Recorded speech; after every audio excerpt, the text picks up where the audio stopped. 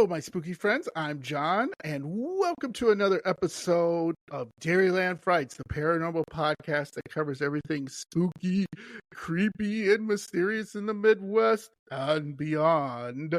I'd like to say. So, again, I am such on a roll. I have more spooky guests that are so great. And, again, I'm on a hot streak, Linda, because you're on now. So I have another great guest. And today on the podcast, we have Linda Eastburn, author of Threshold to Encounters. Welcome, Linda.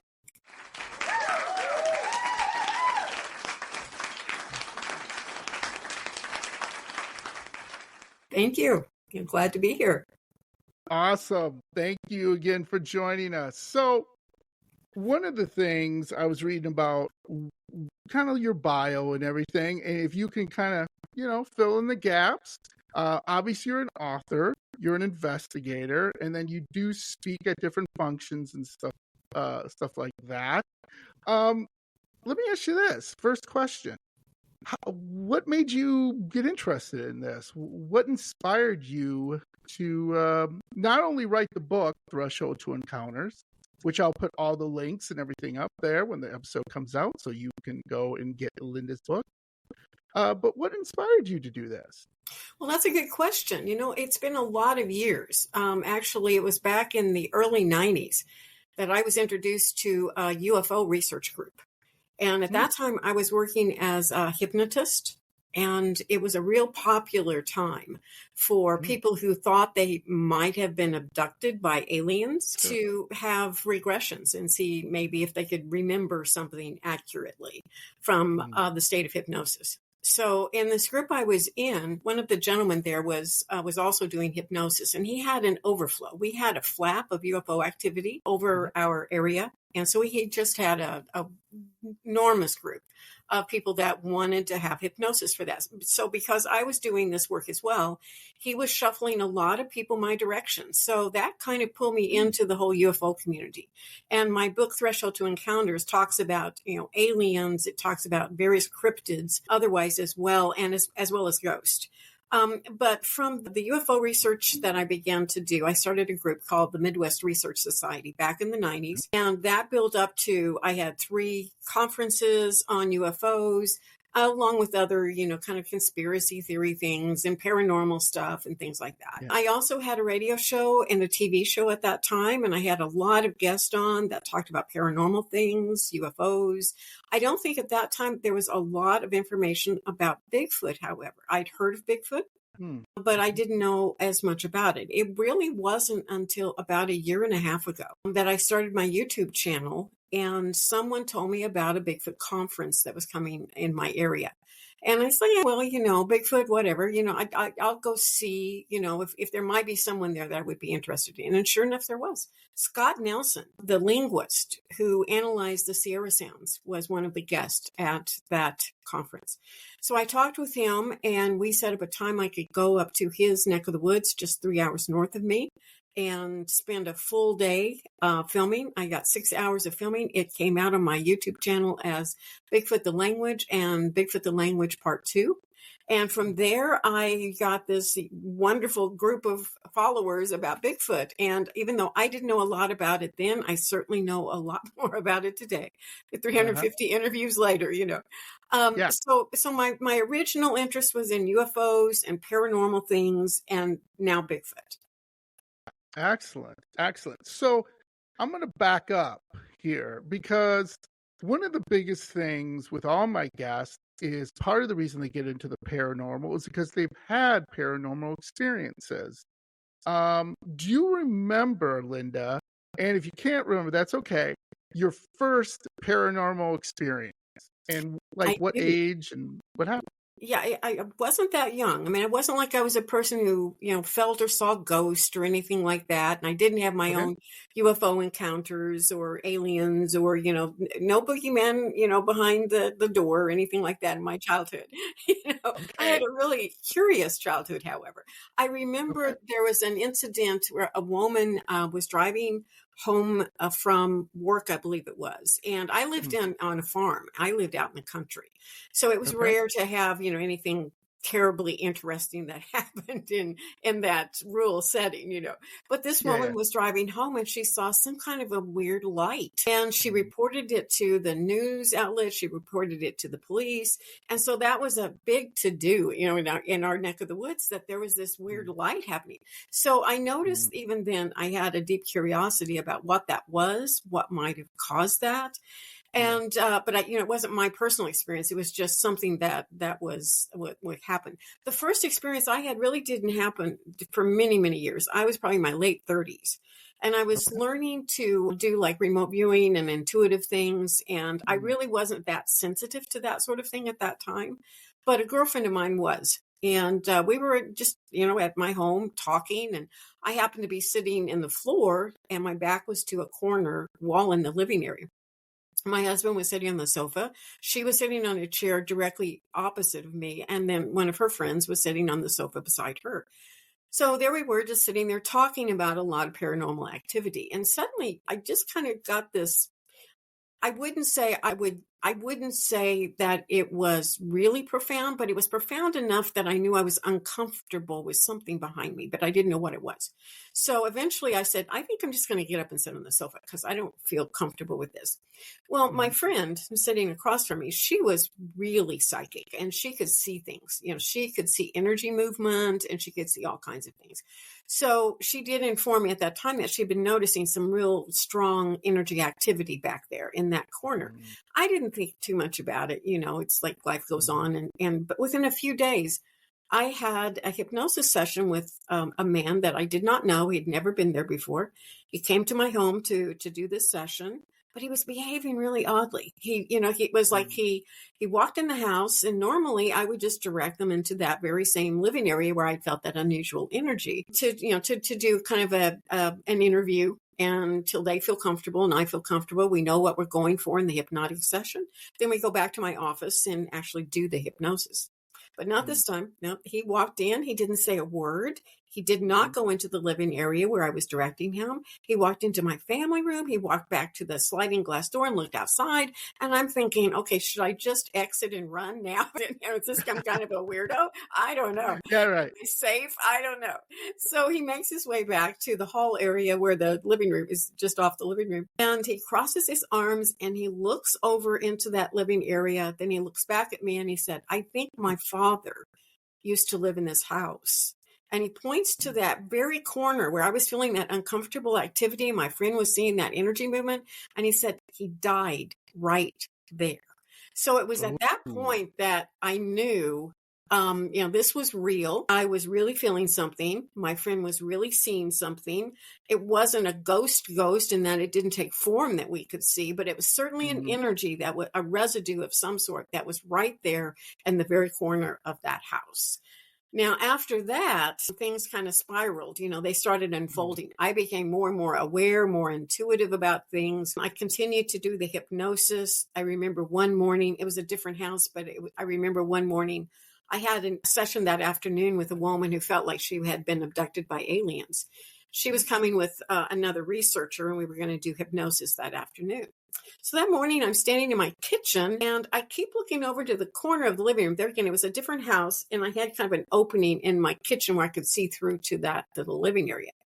And I kept seeing out of the corner of my eye this kind of really tall, dark, male-like figure over there. But when I would look directly at it, it wasn't there. It was just kind of hanging out in the shadows. So eventually, I saw it several times. I kept thinking, was that my husband? It's like, why would he be standing in the corner of my living room? He wasn't even home. Yeah, right. Yeah. That didn't make sense. So eventually she got there with her friend. And as we start talking, the very first words out of her mouth was a really frightening thing that would often happen to her in childhood is that she would be in bed and she would look in the corner of her bedroom, and there would be this really tall, dark male figure standing in the corner of her bedroom. So I'm thinking, okay, either he showed up that day at my house because he knew she was coming, Yeah. Or I was just projecting that because I knew she was going to tell me that. I don't know what Right. that was. I never saw it again. It became obviously, Yeah. it has something to do with that intersection with her.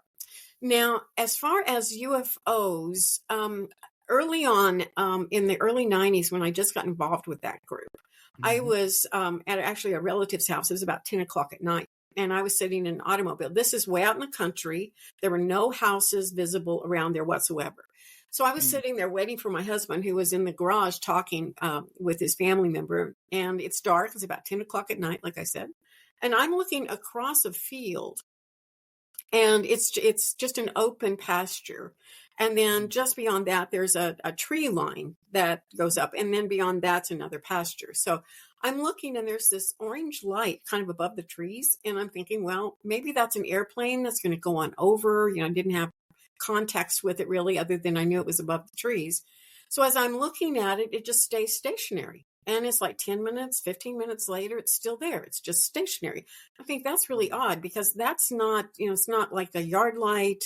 There's no house over there anyway. It's not like a tractor or a truck over there, because the tree line's higher than the pasture behind it. So I don't know what it is. It's just an orange light hovering above those trees. And then suddenly it just slowly goes down behind the trees. And I'm thinking, well, that's kind of odd. I kind of made note of it, but didn't really, give too much attention to it. Went home the next day, went to some other in-laws of mine for Sunday lunch, and they're starting to tell me about these cattle mutilations that a friend of theirs called about the next morning. This would have been the Sunday morning after the Saturday night where I saw that orange light. And there were 3 animals, cows, mutilated. One was in that very pasture where I saw the orange light.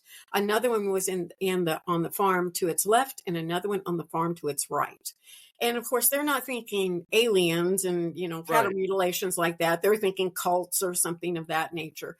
So if I had not known these people, if they were not relatives, if I hadn't had the inside scoop basically on that, I would never have known that I was probably watching an animal mutilation by alien beings, in progress while I was sitting Yeah. there watching this thing. So that was Wow. kind of a very, very strange thing that, that happened. I haven't really seen UFOs otherwise. My mother has, I've got all kinds of relatives that have seen things, but I personally haven't seen things. I've taken research groups all over the country, and to see things, to interview people. I've traveled a lot to be able to see something like this, but I haven't really seen it myself.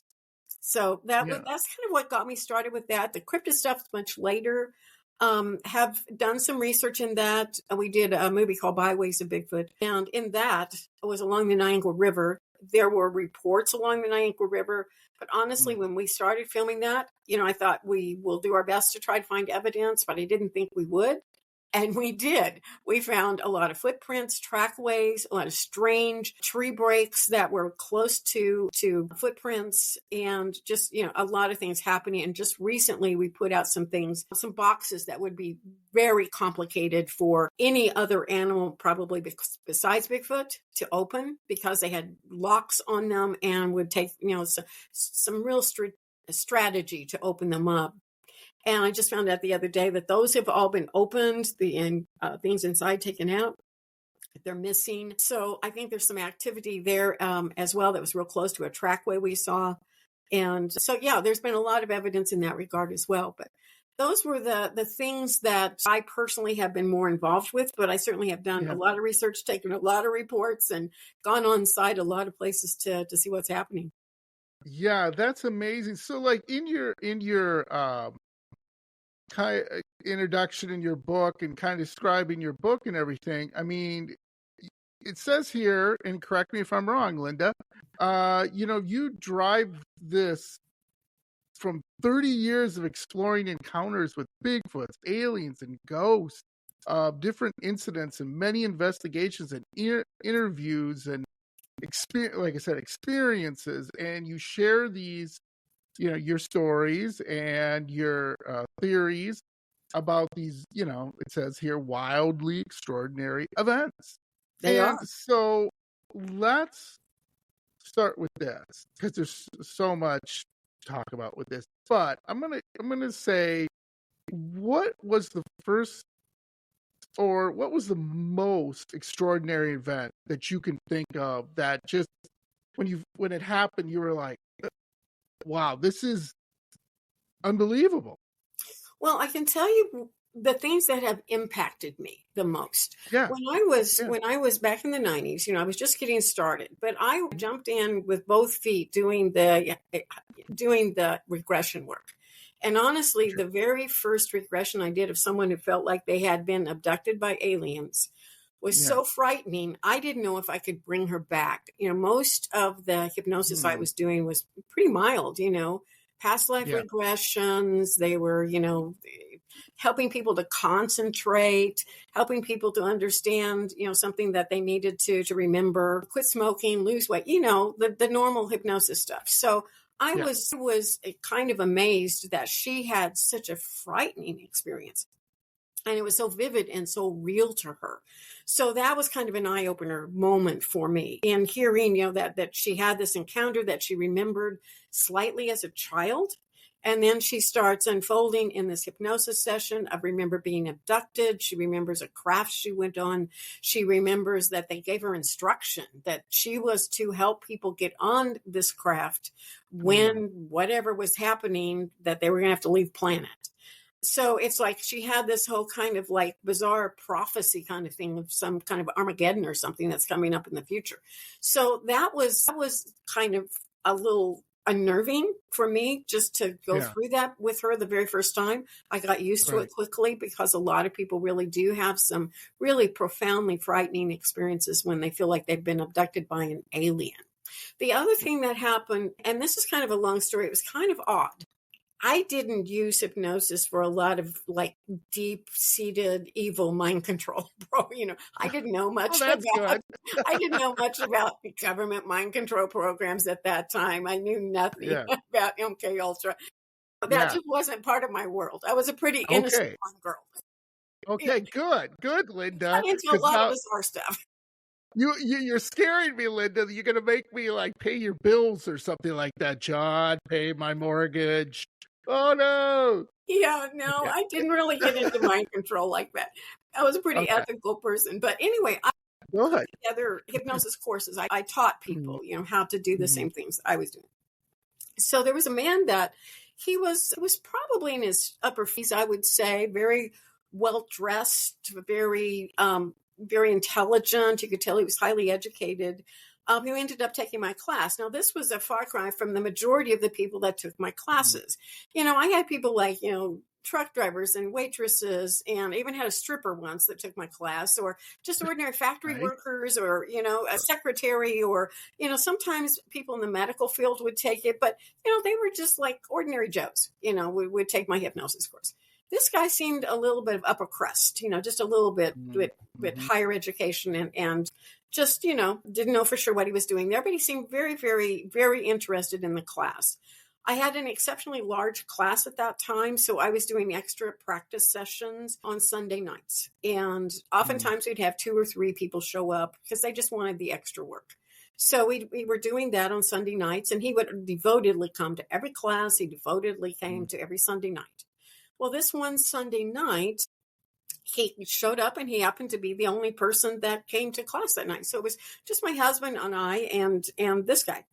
So he started asking a lot of mind control questions, and I'm thinking, okay, I don't know how to answer some of this because that's just not my Yeah. expertise. It's not Sure. my knowledge base. I answered him Yeah. as honestly as I could, but I just didn't know where to go with that. But he slowly, and this was the weird thing about him, he would say something and then he'd back off of it. And he would kind of say something and back off, like, I'm not supposed to tell you this. I'm not, like he was telling me, but he wasn't really feeling comfortable telling me. Mhm. So at a point, he was telling me that he had gotten involved some years before. He married a woman back east who came from deep, deep, deep pockets money, family money, old money. Okay. And they were part of a group organization, and he wouldn't say the name of it, but he said if he told me, I would recognize it. So I don't know who that Mhm. was. I don't know what organization it Right. was, but it was some kind of a secret society. And because he married the daughter, of this family, within this family, they took him Yeah. up the ranks way quick. right to the top levels. Okay. So he's at the top level, and apparently at that level, they do some really strange paranormal occult things. And he was programmed at that level to be what he received, to receive information. And it was so profound, though, that he could see things that they would project to him, just like it was real in front of him, like a hologram almost in front of him. Mm. And he could, hear things, he would know things. And he said they would project things like a newspaper to see how people would respond in seeing this. And could they see it? And he did see it. And all of these things happened back east. So he had long gotten a divorce, come back to this neck of the woods where he grew up. This is his home state. So here he is now, and he's taking my class, and he's telling me this, but he's sort of slowly telling me and then backing off like he really doesn't want to tell me too much. And then at one point, I'm not a paranoid person. I don't really ever get involved in things that I feel like I'm going to have any kind of unusual, backlash from. But at one point, I really had the sense that he wasn't just asking me if I could help him with this mind control situation, but he was there telling me another message that I wasn't maybe smart enough to understand what it was. So it was kind of a little bit of a just don't say too much. That's kind of the sense I got from my point of view. Just don't, agree to anything or say too much. But he was telling me that he was still receiving these things, in front of him. In his home, he was seeing there would be aliens projected in his living room, and he could see them 3D just like they were there. He would go outside. He would see UFOs in the sky. He would see newspapers on his table that weren't there, and headlines on them.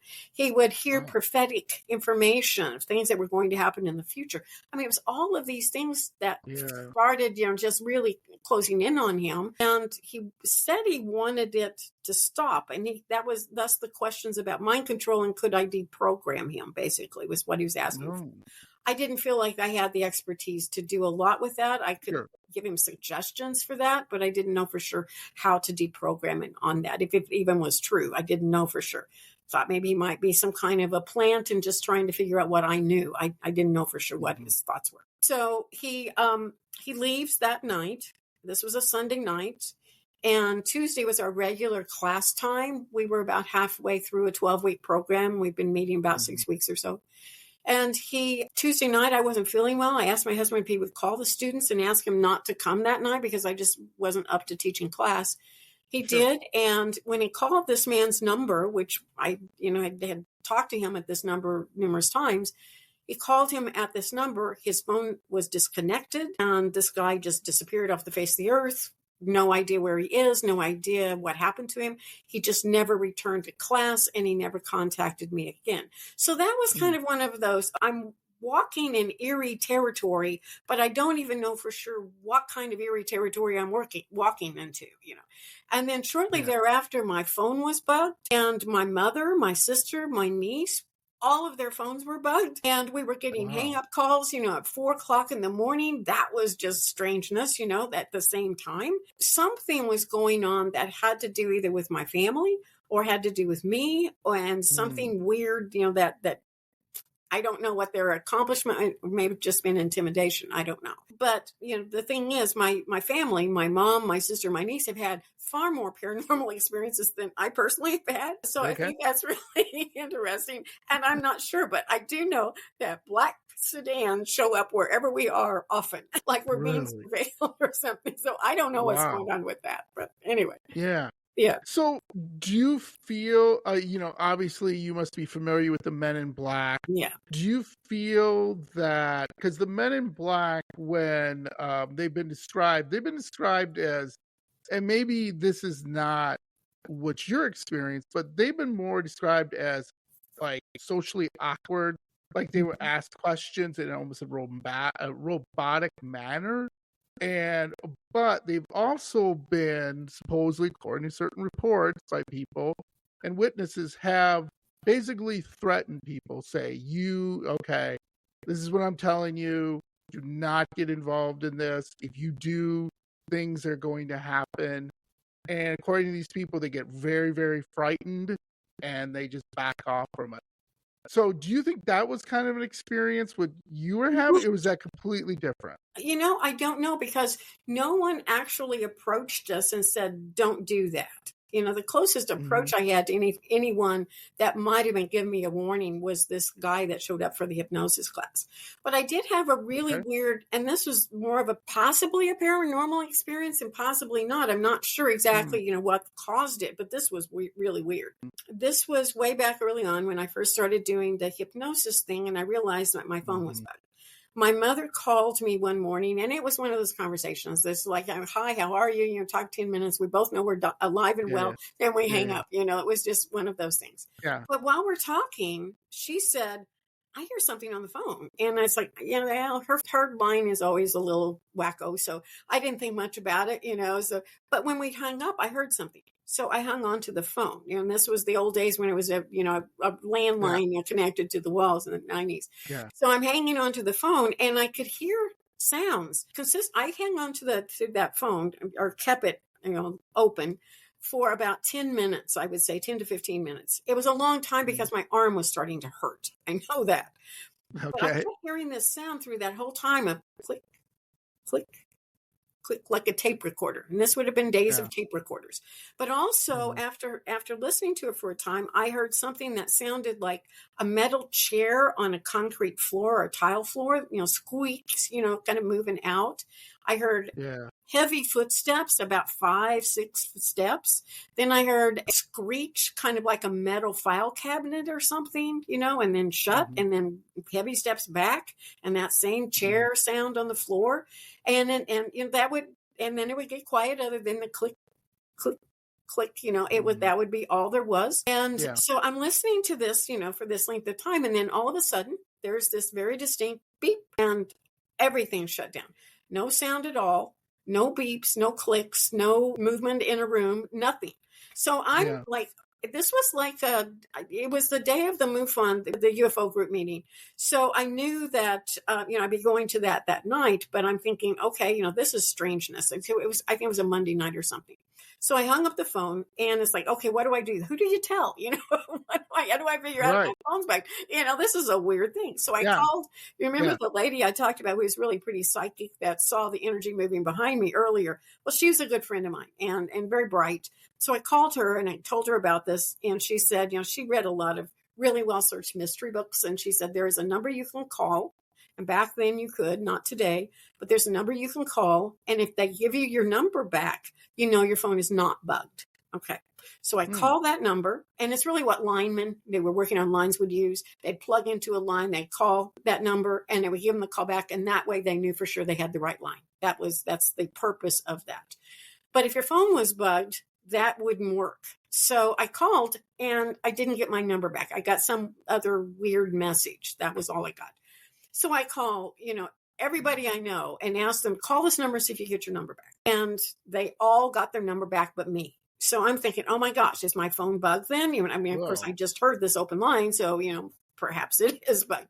So that night was the UFO meeting. I go to this meeting, and oftentimes they would play some kind of a film, just a tape of some sort, that was entertaining for the group. And then they talk about encounters. This was before we had so much internet. At that time, you had to get your information from people who were kind of in the know, connected with things. And so they played this video, and it was a UFO researcher had gone to somewhere in the South, Mississippi or somewhere, and made a documentary. And it was this documentary that he was making that we were watching.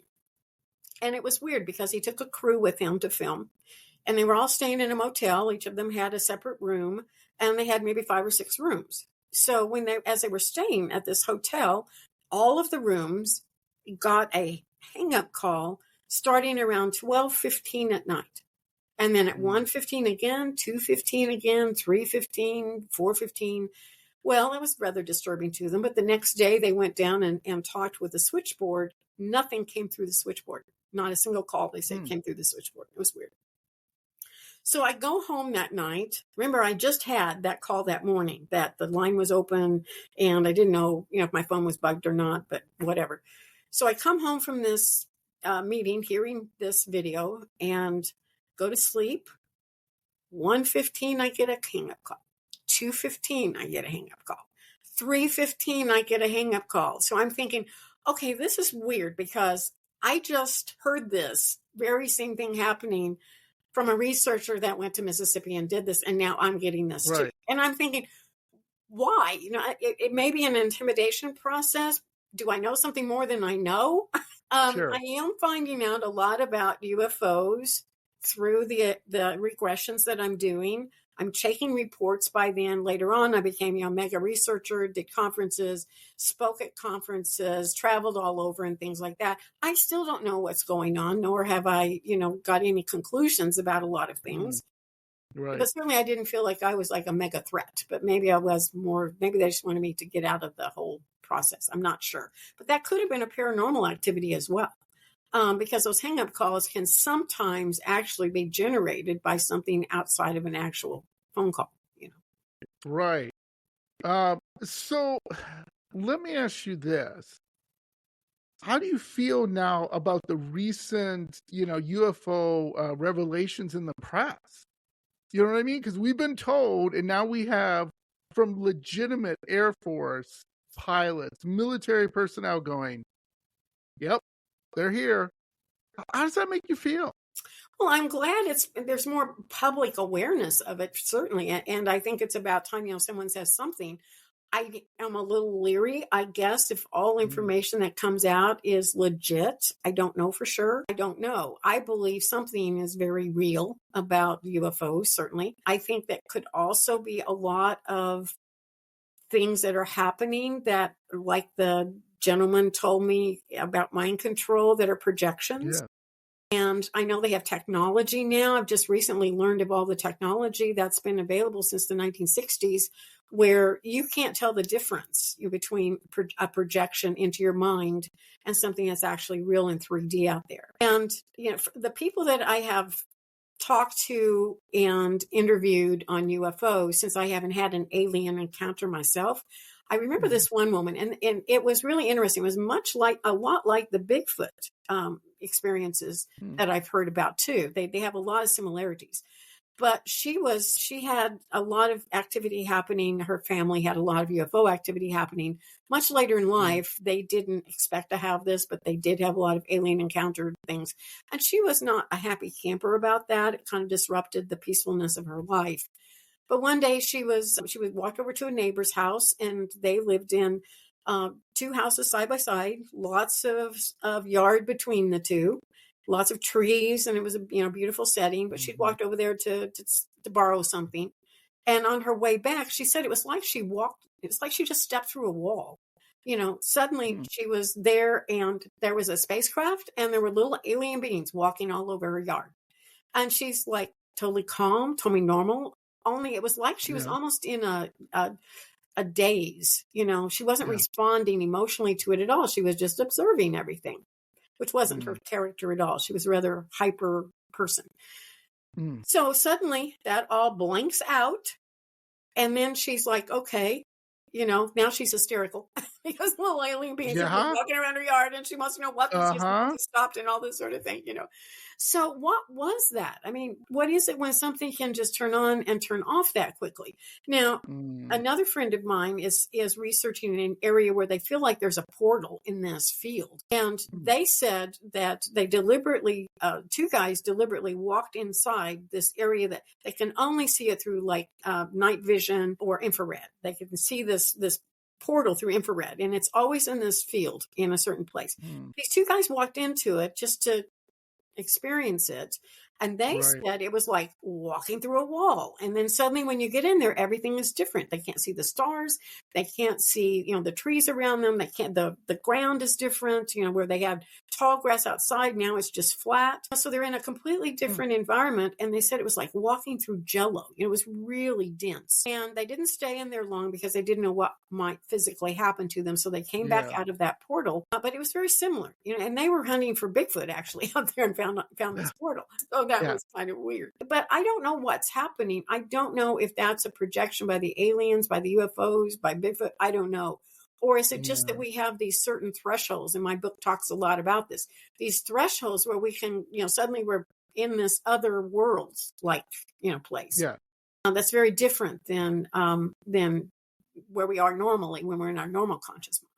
I don't know. I do know from having done hypnosis as much as I have, and also I do a lot of intuitive work, that under the state of hypnosis, two minds can be at the same place at the same time, having the same experience with one another. And it seems very real to them. When they come back out, they recognize they were just doing the hypnosis, of course, but without even suggestion, they can end up at the same place and have the same experience with one another.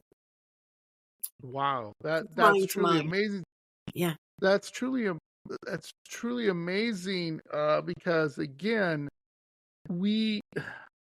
I talked to some mediums and some psychics, and everything. And let's see if you maybe agree with this. One of the things they said is it's not really a gift. One of the psychics said that everyone kind of has the power to do remote viewing and some other things, but they just don't learn it, or they just don't want to learn it. They repress it and everything like that. Because she said when she first had it was when she was a teenager.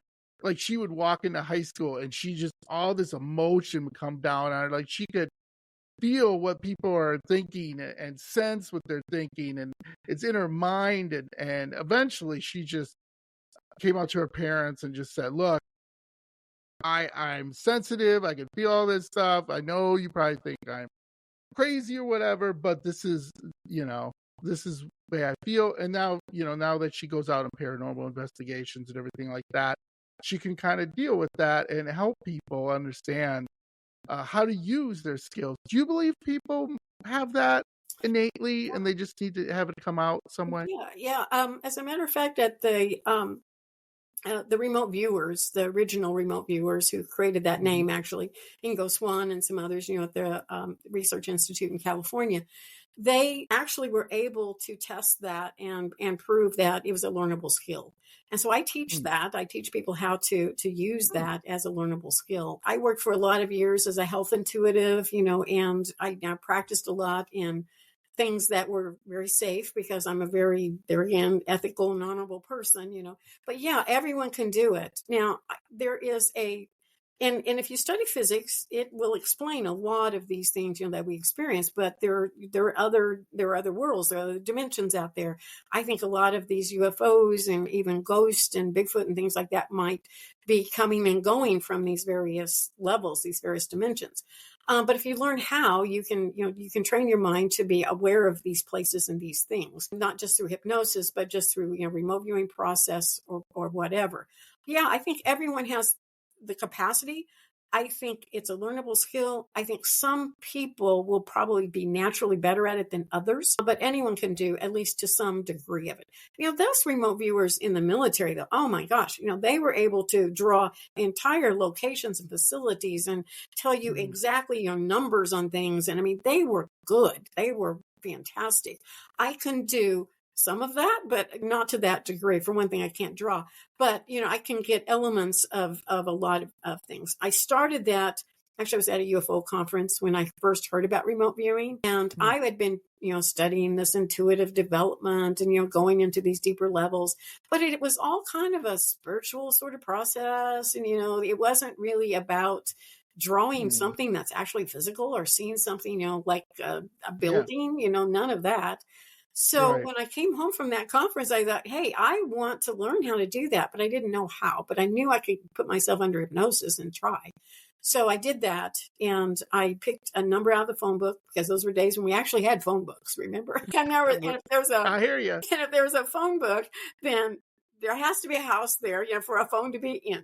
So I would pick an address in my city, and I have a large enough city. There were a lot of streets. I had no idea what was, down that street. Sure. So I would pick a house, and granted, you're halfway there when you're going to remote view a house at least.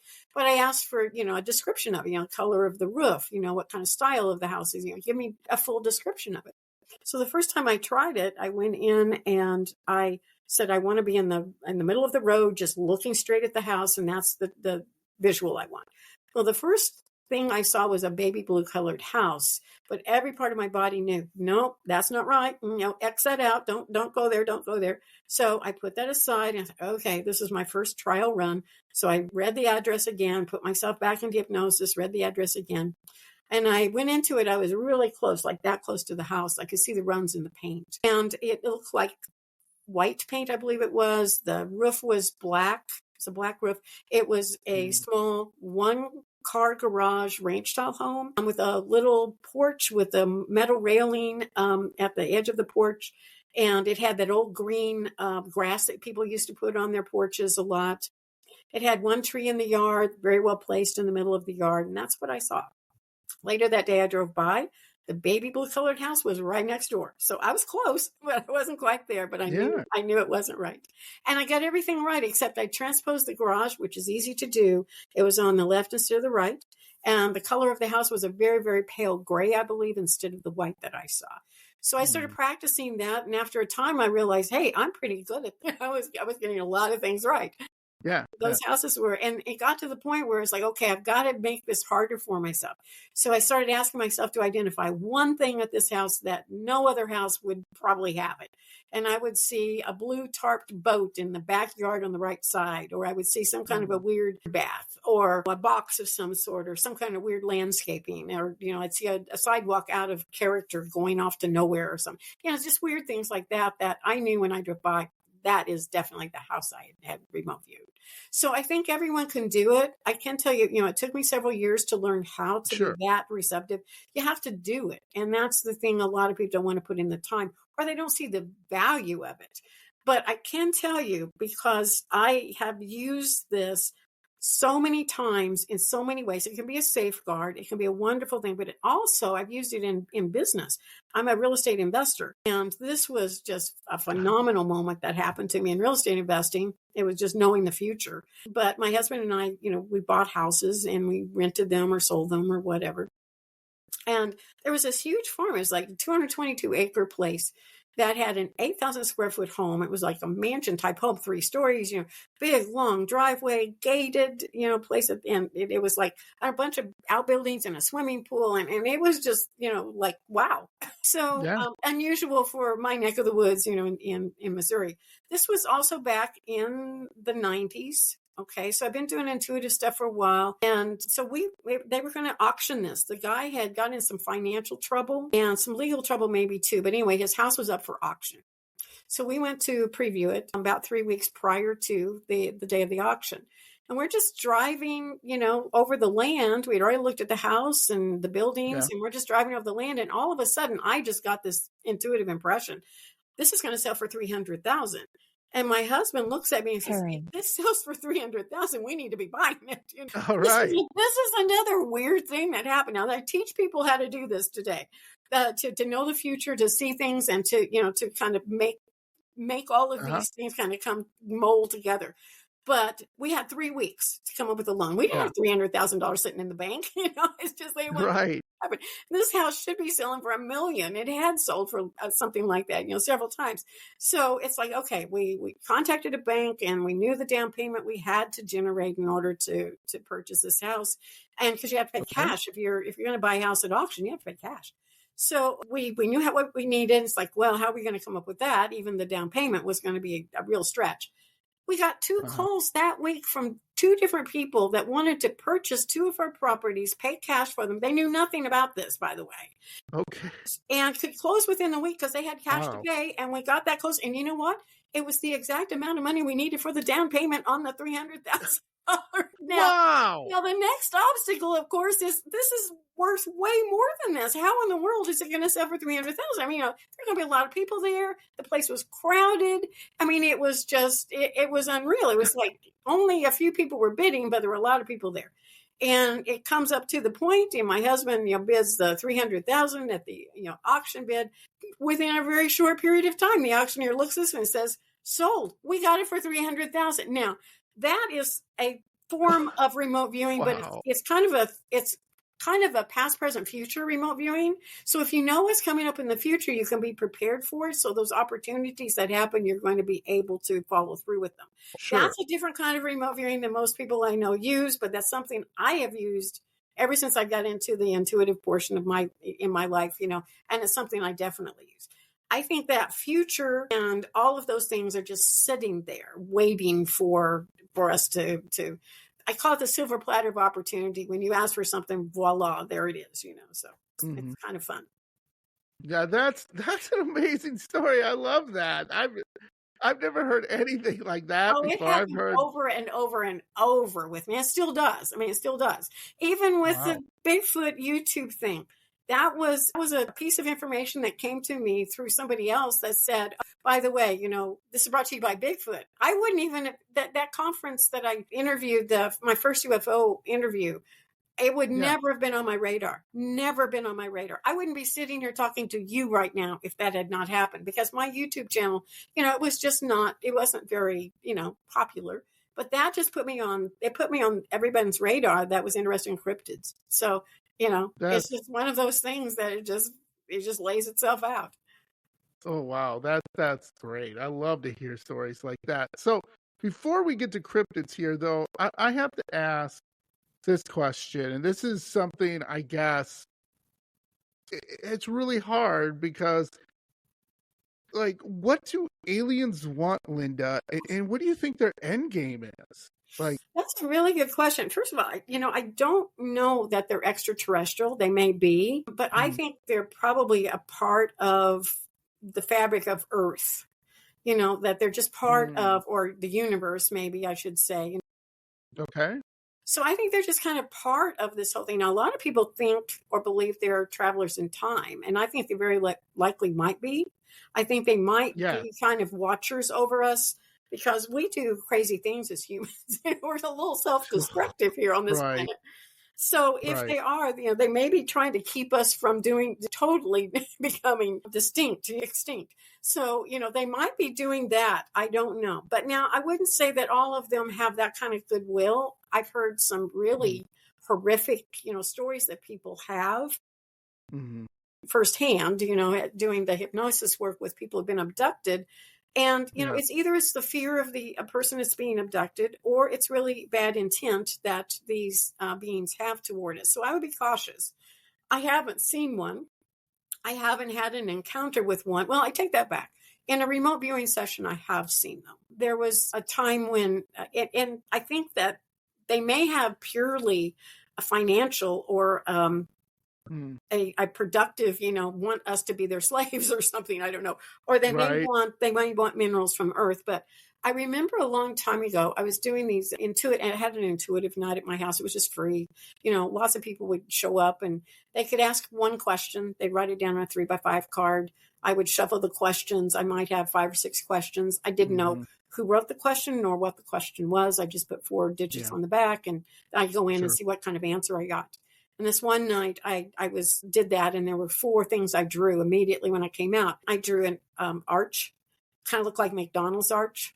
I drew a pod, and I drew a tunnel that went down into the ground. And I drew something else. What was it? A tower. So I drew all these 4 things. I said, this is what I got, but I didn't know my question yet. I turned it over, and the question was, what is on the moon? And it's like, okay, I just kind of put that aside and thought, well, I was probably not on target because I've never heard of those things being on the moon. There's no way we can prove if they're on the moon. It was just mm, kind of well, we'll just take that with a grain of salt and move on to the next question. Within a few days, I was at a UFO conference, and there was a man there that sold books. We had a lot of book dealers back in those days. So I walked up to him and I asked him if he knew of any structures on the moon. He said, oh, I got a book you need to read. So he pulled out Ingo Swann. Remember, I mentioned Ingo Swann. He was one of the most profound remote viewers, intuitives that worked with Stanford's Research Institute that developed the military remote viewing program. It was a book called Penetration. He handed me the book. I didn't know who Ingo Swann was at that time, probably, but I looked through the book and there were 2 pages of just drawings. And I bought the book, took it home. On those 2 pages of drawings that he had, there was my pod, arch, tower, and tunnel, all 4 of wow, them, but there were many more drawings as well. He had been sure, commissioned to do a remote viewing project for someone he never knew who they actually were, but they paid him well. He could tell no one. He went into an underground bunker, stayed there for several months, just doing remote viewing. Come to find out, it was remote viewing the moon. And so he saw people, he saw aliens, and he saw humans, and he saw all of these structures on the moon. I obviously saw 4 of the structures on the moon as well. Later on, I went back and remote viewed some more and, could see that the aliens were definitely on the moon. So it was like, whether you can trust that or not, I don't know. But I do find it very interesting that both of us got the same structures. That either I was remote viewing his book, which could have been the case, or I was remote viewing the moon. So I think they may be in very strategic locations, likely in oceans, in the bottom of the ocean. They could be in caves. They could be anywhere. But I think a lot like Bigfoot, I think they can turn themselves on and off, and you wouldn't know if they were there Yeah. I interviewed two authors. I don't know if you're not familiar with them or not. Karen Wilkinson. She was abducted by aliens. Who, unfortunately, she had a terrible experience with them, and she's been through her lifetime going through this and dealing with that and talking to people. Then I interviewed a Vicky Joy Anderson, who deals with sleep paralysis and how that affects people dealing with aliens and other things. And I just think it all comes together, how fascinating this is and what aliens do. But again, none of them agree, because I asked them all the same question that I asked you, Linda. None really agreed upon what is the end game. What do they want? And a lot from Karen's point of view was she went through an extremely bad experience, and she's speaking to people who have done that too, and she believes they are here to do us harm, and they're just acting certain ways until they can make their moves. Other people I've spoken to, like you said, time travel, they're coming back and they're saying, hey guys, you're destroying the planet, trust us, we need to fix it now, or you're going down a terrible hole and you'll be in darkness, whatever they want to say, right? I just think it's interesting how everyone has every different view, Linda. And through your regression, like you said, you had some bad experience. Did you ever have a good experience though? Did you have someone say like it was enlightening? Yeah, usually they would come to some kind of, I guess, a conclusion that there wasn't much they could do about it. That was the main thing. They weren't going to stop the abductions. They weren't going to stop, whatever they were doing, because they didn't have any control over that. So I think psychologically they had to come to terms with that. So if they could come to peace with it in some form, I think it was more of a coping mechanism than not. Other than the fearful portion of it, that, the shock, of being abducted and in a spaceship with alien beings that do not look like us, especially, and they're doing things to you that you have not given them permission to do. Right. Then, once you get over that, some of them did develop conversations with the aliens. They could, communicate with them, a kind of mind speak kind of thing, a telepathy. They also, on the ship, they would sometimes be educated or put into classrooms where they would start learning a lot of the things that I teach, the remote viewing, the intuitiveness, the telepathy, and just seeing a bigger picture of who they were, the capacity that they had inside of them. So I think their agenda may be different with different aliens, or it could be that we just respond differently to them. It's just some people would just, run as far as they could from a cryptid, and other people are out in the woods looking for them. So, we do respond differently to different things. So, yeah, I totally agree with that. It's weird to say, but like how you meet different people, right? And you meet someone and maybe they're a big jerk, but you meet someone who's really nice, and you're like, that's weird. And if you like, when you travel, like me, who travels a lot for my job, it's like people are all the same. People are trying to say, if you meet someone in Europe, they're going to be totally different. Not really. Some are a jerk, some are really nice, right? Right. I just think it just fascinates me that if this was true about aliens is interesting to me. So let's talk about cryptids. And here's the thing that I want to start out right away. I hope we never catch Bigfoot, and I'll tell you why. Because what are we going to do? There's going to be arguments. There's going to be who gets what. Do we dissect Bigfoot? Do we clone Bigfoot? Did we use it for military? Do we see what I'm saying? So I'm totally of the view of, I hope he never gets caught or she gets caught. I don't know if it's a he or she. Nobody really knows that. Or any of the number of Bigfoots, because I don't know. How do you view it? Because I don't believe there's one Bigfoot. I believe there's several. Oh, yeah. I remember. So let's talk about that. What is your view if Bigfoot was caught? Let's say next week, someone catches him or her. Well, yeah. And I think because of their similarity to humans, I think, Yeah. the bigger question really is, what rights do they have? And Right. I know a lot of people talk about, they protected areas where they can live, and that's true, but, are we going to teach them how to drive and let them, get a driver's license and a social security card and pay income tax? Yeah. What are they going to pay with? Yeah. Yeah. So there's Right. that element, of what are they?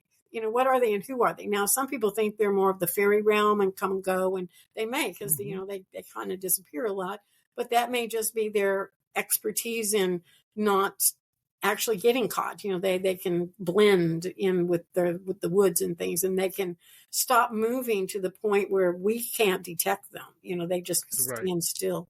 They can look like a stump or a tree or, lots of different things. So, but if we do catch them, I don't know. I think that the first thing that most of the scientific community will want to do is to find out what they are, and to find out, what makes them tick, and how old are they, and things of all of those kinds of questions. But I don't know what the right thing is to do. And frankly, if Bigfoot gets found, I probably don't have a job anymore, because it's the mystery that keeps my show going.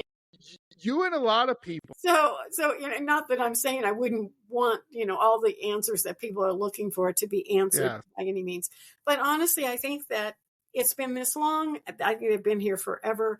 So they do seem to have some kind of a connection with the spirit world. They seem to have some kind of a connection with UFOs. I mean, and at least orbs of light, consciousness. They tend to have, at least from the 350 interviews I've done on Bigfoot and cryptids alike, they tend to have very similar qualities to the alien beings, even though they don't look a thing like them.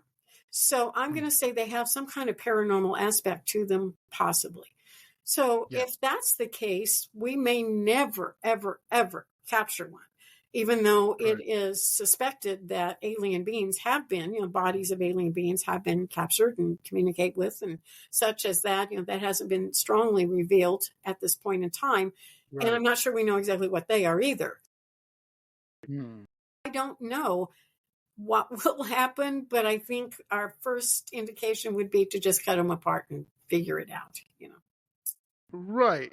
And that's where I kind of again, don't want to recall, because imagine what we would put that poor creature through, or let's say we bring Bigfoot in and it can talk and it has emotion and it can speak our language. Now what do you do? Right? Exactly. Now you're really caught in a really dilemma. Okay, how do you know our language, and how did you survive, and what?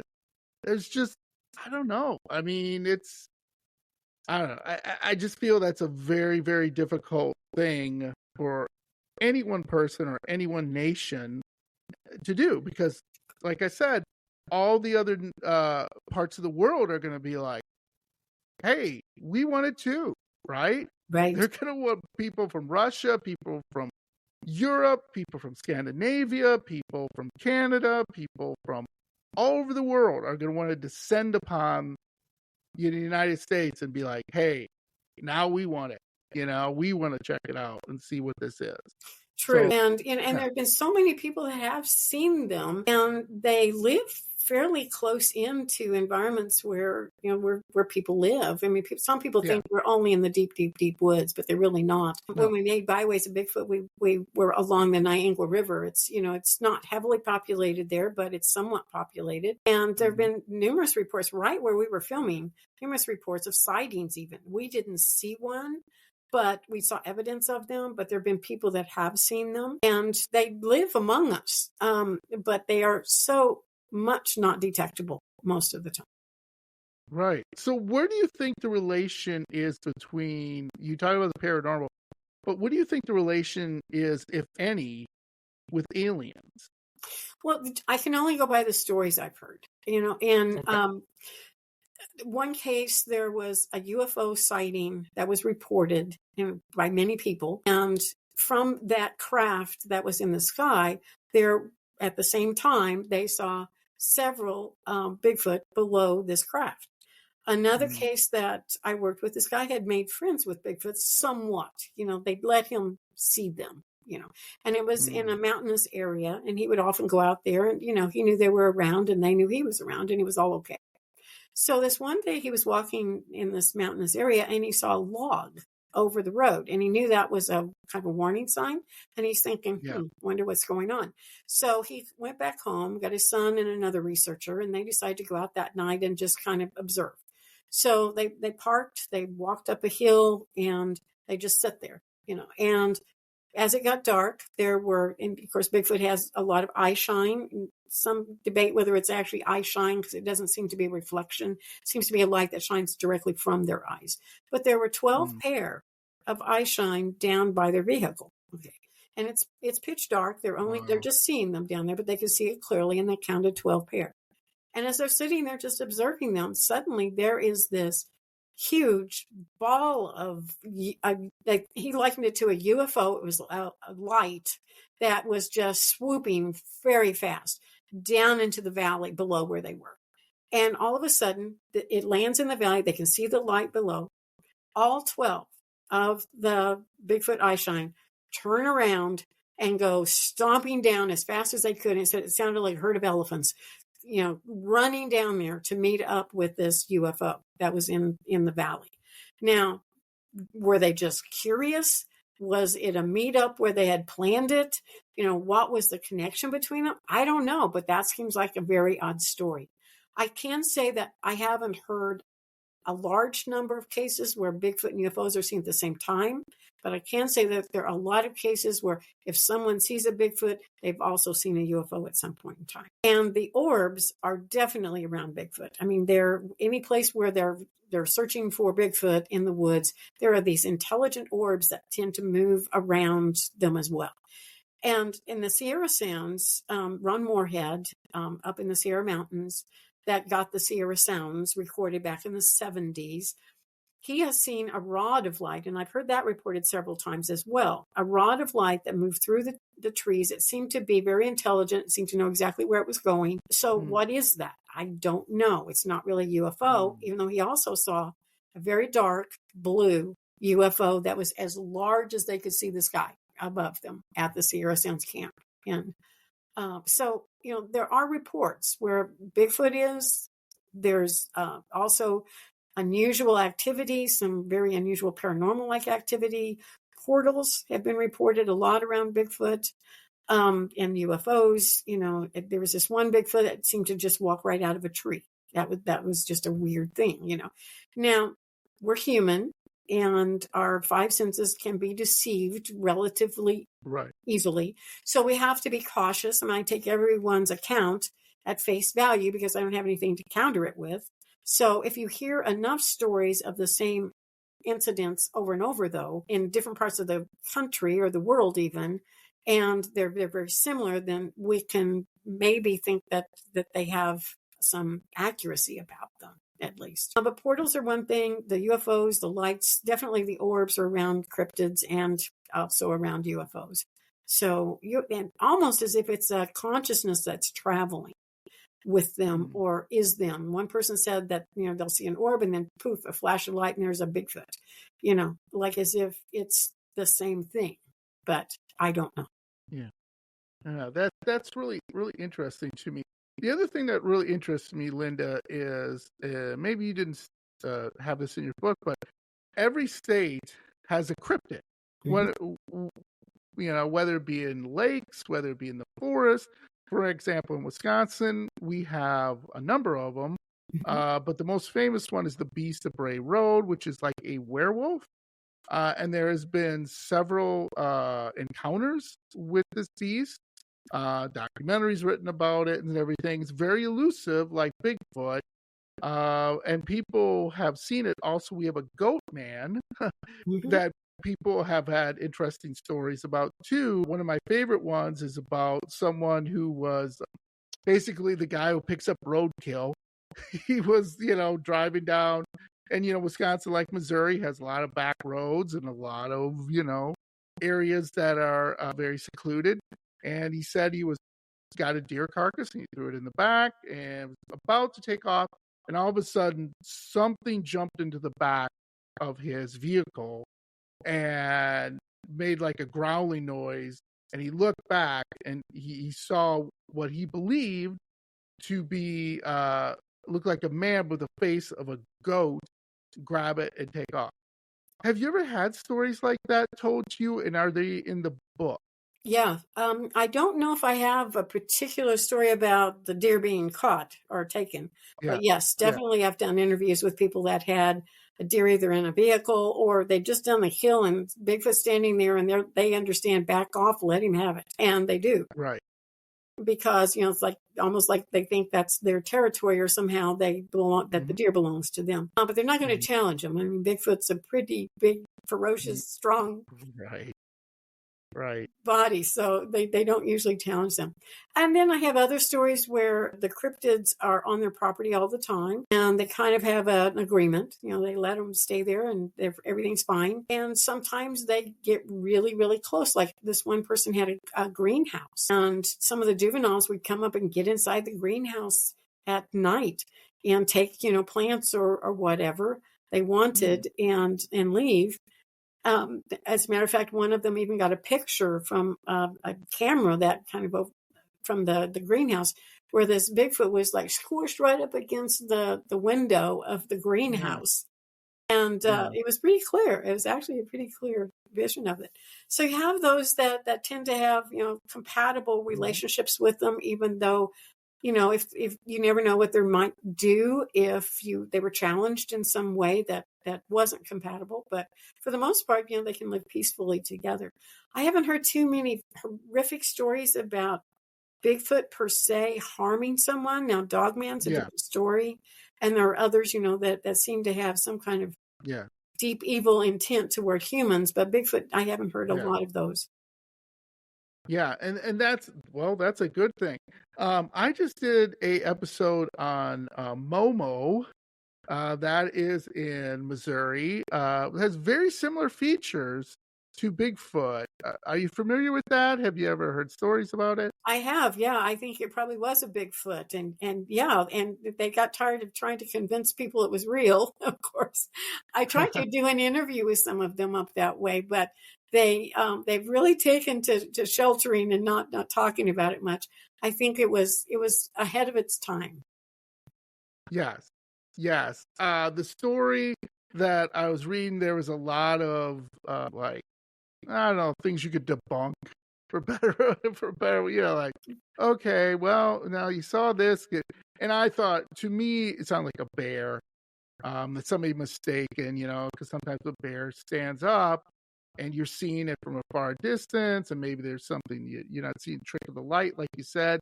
Our eyes, our senses take, little tricks on us. I don't think, but it's an interesting, right? It's very interesting. It is. Also, there's stories about where people have said that some of these cryptids are failed experiments, because we've all heard the stories, conspiracy stories, whatever, where scientists have tried to take a dog and a whatever, or a wolf, and you know what I mean? And some of it's come true because they've, crossbreeded dogs and wolves and some other creatures. What is your feeling on that? Have you ever had a conversation with someone and they said, "Hey, I knew this guy who worked in this lab, and this is what we did, and the whatever escaped." No, I have not had anyone directly tell me that. I have, however, had a few people talk about, being told not to tell. if they had a Bigfoot Mm. encounter to, that it wasn't that. And people telling them that just isn't true, even though they knew what they saw or knew what their encounter was. Sure. So I think that there is definitely a desire not for this to go public, very public. Now Yeah. it's kind of too late because it's all over the place, but people are still really, for the most part, not believing that Bigfoot is real. I do think that's possible, however, that this could be some kind of a creature that has been created by our government or others. I did interview a man that had several Bigfoot encounters, but he had also been a lifelong abductee of aliens. And he distinctly remembers being aboard a ship and seeing a Bigfoot in like a test tube. And he kept asking them if they make Bigfoot.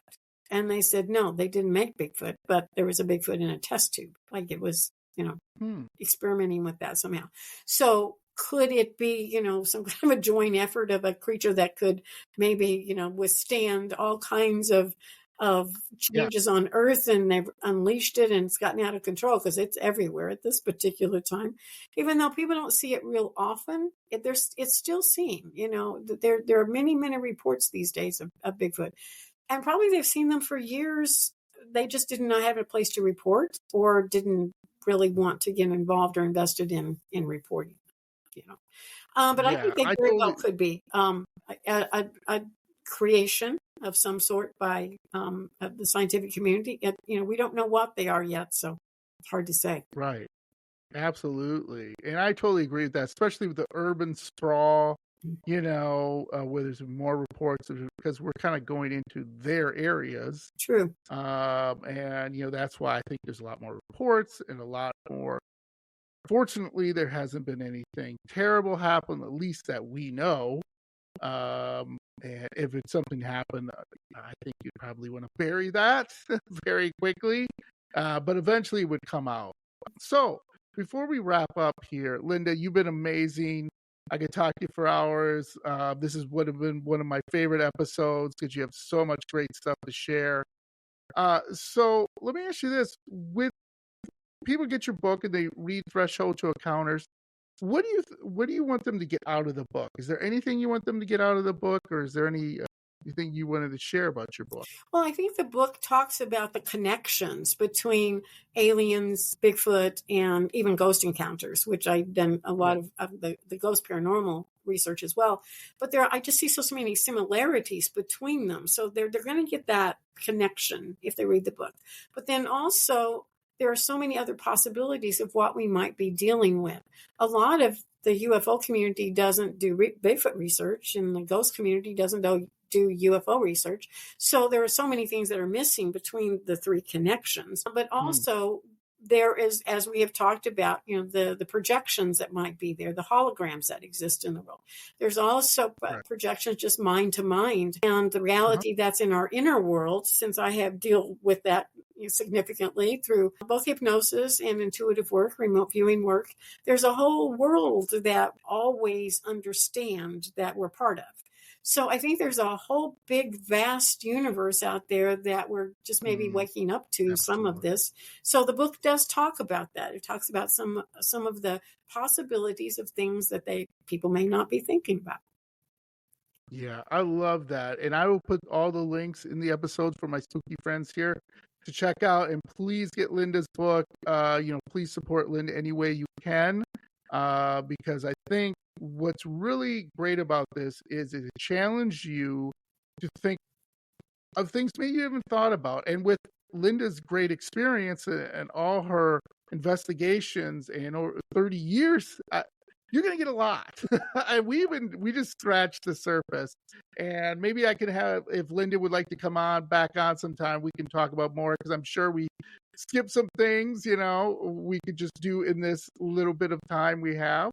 But what do you have coming up, Linda? What can my spooky friends look forward to? Yeah, well, I'm working on some new courses called Superpowered Insight, which teaches you how to see from past, present, future, and take advantage of some of those opportunities I'm talking about. That's going to be coming out in 2025. And also I have in October, I'm speaking at the XCon conference here in Springfield, Missouri. And I will be speaking about the connections between the cryptids and I'll be speaking especially about a case that I've been working on for a while. It's called Case 841. It has cryptids, it has UFOs, it has animal mutilations, it has light phenomena, it has missing people, it has a haunted woods, everything within a 10-mile radius. So this is like a case of everything in one spot. So I'll be talking about that at the conference at the X-Con in October, right here in Springfield, Missouri at the Oasis. Love it. So please, if you are in the area, please go check that out. This episode will be out before then. So and I think we do have virtual. You can, I think even if you're not in the area, I think you can do that virtually. I think. Awesome. Yeah. So, I'll communicate with Linda and I'll put on all my social media sites, and Linda can clarify some things if it is virtual to let everyone know. But like I said, if you're in the area, please attend. And if you're not going to attend, that's okay. Get Linda's book. Reach out to Linda. She's on social media. That's where I found her.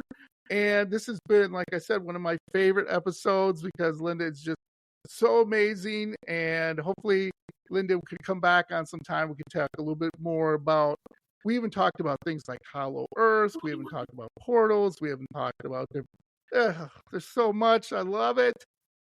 It's fun. And it's so exciting. Yeah, it's so exciting because one of the main things in people's world is you get, how do you say, you kind of live in a bubble, for lack of a better word.